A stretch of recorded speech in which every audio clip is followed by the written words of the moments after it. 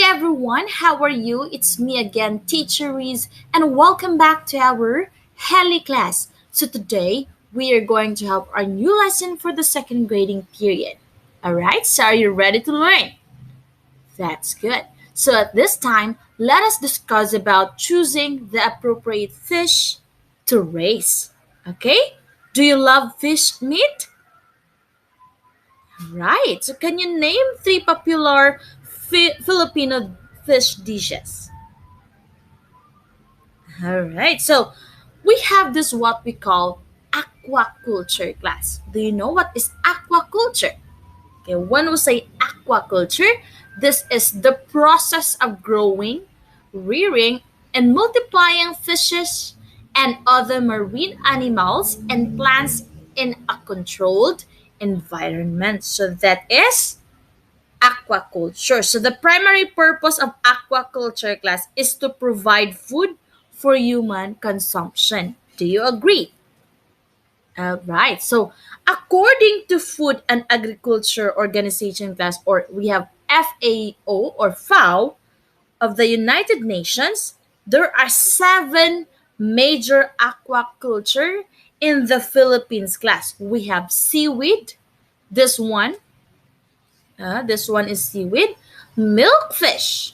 We call it bangus, our national fish in the Philippines. Tilapia. This one.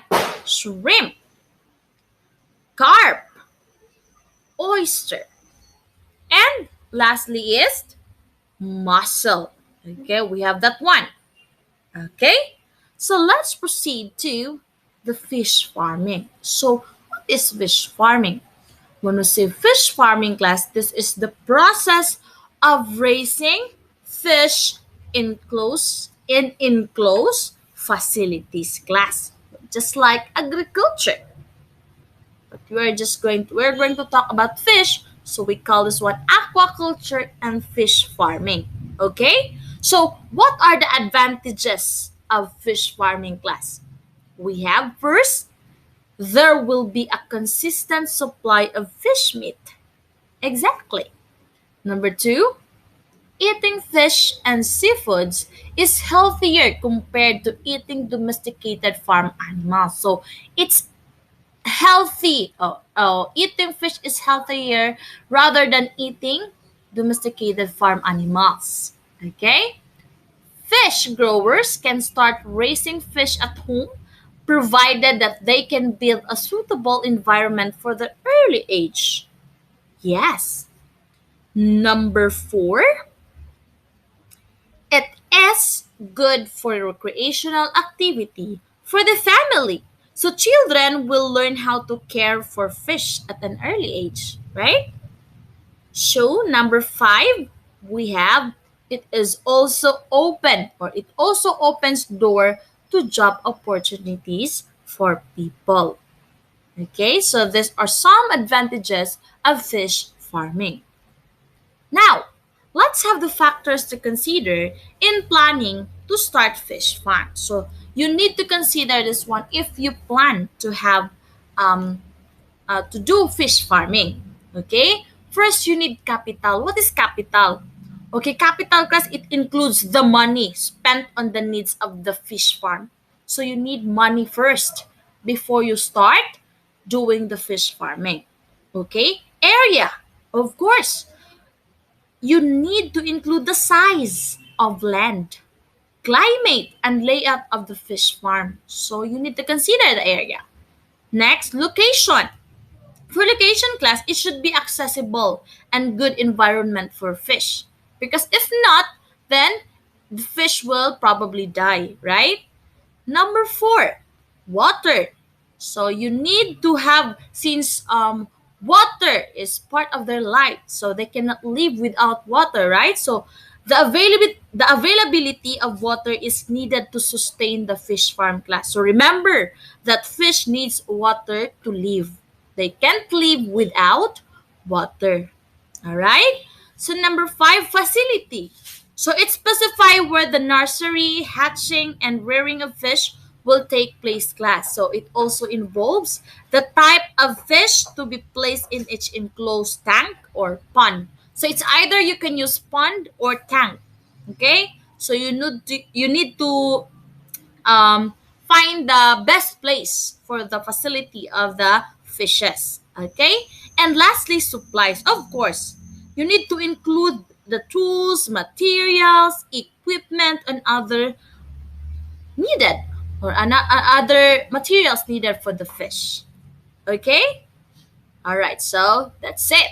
Next, how are you going to choose the appropriate fish to raise? So first, these are the tips in choosing the appropriate fish to raise. Okay? So first, we have they should be healthy. Of course, when you do fish farming, you need to choose the fish that are healthy. Okay? Next, ensure or yes, of course, ensure that the fish you will buy class are free from diseases or illnesses. Okay? So observe carefully if any of the fish exhibit signs of being unwell, such as sulking in a corner, rapid breathing, and scraping its body on rocks or hard objects. Okay, they should be healthy. Next, they should be in a good shape. So do not purchase fish class with incomplete fins or missing scales among others. It should be complete. Okay, they should be in a good shape. Okay, they're healthy, in short, healthy. Okay, number three, they should be perfect or appropriate for the size of your fish tank or other fish enclosures. Example, aquarium. So you need to look for a fish that is suitable for your aquarium, your pond, your tank, like that. Okay, you should know how big the fish will grow so that the tank can accommodate the number of fish that you will raise there. Okay, understood? All right, so let's proceed to the most common fish raised in the Philippines. Okay, these are we have four common fish that we can raise here in the Philippines. First, tilapia.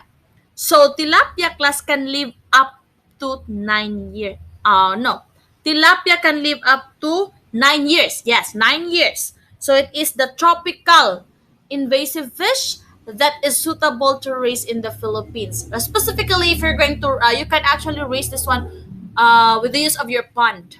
Okay, usually, tilapia, most Filipino people raise tilapia in the pond.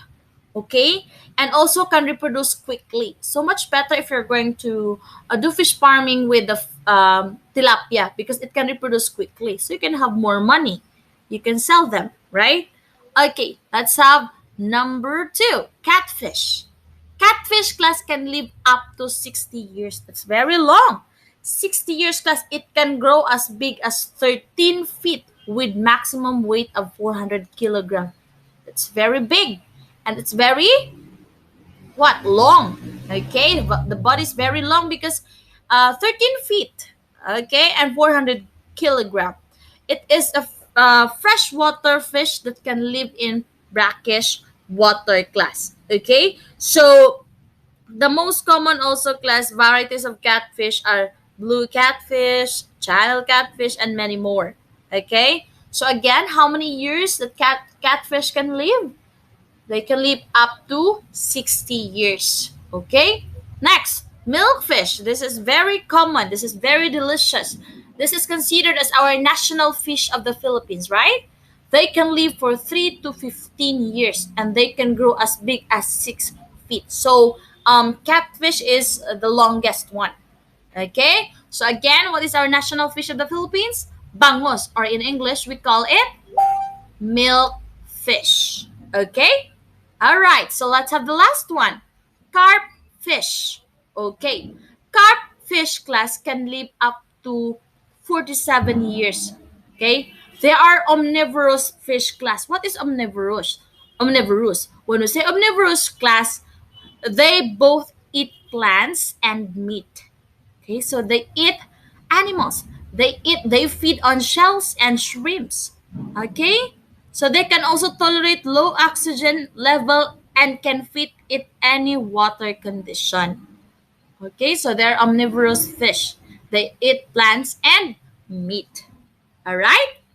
So let's proceed to the tips, or before building your fish farm class, ensure permits or clearances from local authorities also class, so allowing you to establish your fish pond. Okay, so you can also beautifully design your fish pond. Okay, so you can use or you can raise fish at home using this the home fish farming methods. We have backyard pond, swimming pool, aquarium, and aquaponics. So we have backyard ponds, this one. Okay. This one, swimming pool. Yeah, you can use the swimming pool. Aquarium, this one. Aquaponics. Now, what's the difference between the four? Okay, let's have backyard um backyard pond. Okay. For backyard pond class, if you have a large space that can be transformed into artificial fish pond, then you can start by digging the soil. Okay, you can dig the soil, you make a hole to make it into a pond. Okay, and for swimming pool class, if you have a swimming pool at home that is not used anymore, then you can turn it into fish pond. Just make sure to clean the pool and place a decorative aquatic plants and pebbles, just like this. Okay? For aquarium, of course, this is very common at home. It is considered as indoor fish farming. So it occupies a small portion, this one, portion, and can be placed anywhere inside the house. So you can also use that. And lastly, for aquaponics, this one. It looks like aquarium, but this is a interesting, and practical way of growing fish class. So fish growers will have to raise both fish and vegetables like that. On top, there are vegetables on top. The fish waste is a good fertilizers to plants, so that is it will grow properly. So it's a you can multitask. Okay, you can have vegetables while raising fish. You can also raise vegetables. Okay, so it's multi-purpose. All right, so let's have the last one. Okay, common hazards at fish. So remember class, fish farm hazards can exist that may cause harm to fish growers. Okay, so the following class are some common hazards in the fish farms. We have five. First, we have physical hazards. So what is physical hazards? Example for this class, for the fish: slip falls, machinery defect, electricity, fire, and confined spaces, because we can't predict the future, right? So maybe these things will happen. So what are the effects for the fish if this will happen? Effects: sprain, broken bones, we have cut, we have burns. Okay, so these are the effects if these examples will happen. It's physical, the body. Okay, next, number two, chemical hazards. So example for chemical hazards, what if disinfectants, antibiotics, flammable products, and hydrogen sulfide. Now, if this will happen, class, what are the effects to the fish? Maybe they will have cancer, skin problems, respiratory illness, and burns. So take note of that. All right. Next, biological hazards. Now, for biological hazard class, the examples, the situations are like sharp. What if there are sharp things? Teeth of fish, spines, and fish dust. Okay, so for you, what will happen? Effects: cuts, allergy, and skin problems. So um, maybe this will affect to us, especially for those fish growers. Okay, just like this. So maybe people or fish growers can have cancer, skin problems, respiratory illness, and burns. Okay, for psychological hazard, take note, fish growers, especially fish growers. Examples: overload of works, unhealthy working environment, and major problems encountered at work. So what are the effects for the fish growers? Sickness and stress, full of stress. Okay, so you have to take note of this for the psychological hazard. If there is psychological hazard, there's also the last one. We have physiological hazard class. Example: lifting heavy loads, improper posture, and blurry vision. So what will happen to you? Effects: body pains and bruises.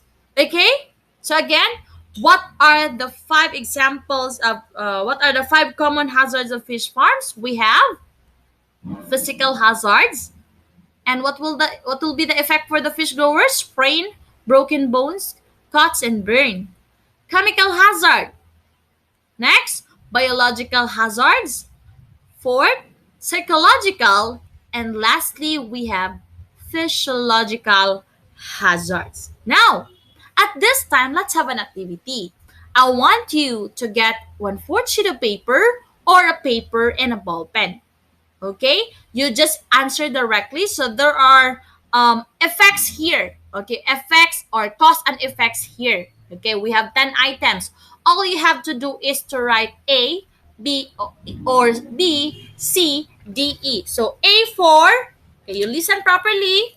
A for physical hazard, B for chemical hazard, C for biological hazard, and D for psychological hazard, and for E, physiological hazard. Okay, ready? Okay, again, just answer directly A, B, C, D, E. Okay, number one, sharp. Number two, cuts. Number three, improper posture. Number four, fire. Okay, these are the examples of the following hazards, okay? So listen properly. Number five, disinfectants. Number six, hydrogen sulfide. Seven, asphyxiation. Eight, unhealthy working environment. Nine, lifting heavy loads. And lastly, spines of fishes. Do you understand? Alright, so you will submit that one in Cerebro and HELE course page, okay? So I guess that's all for today. I hope you've learned something in our lesson. Thank you for watching and thank you for listening. Bye-bye!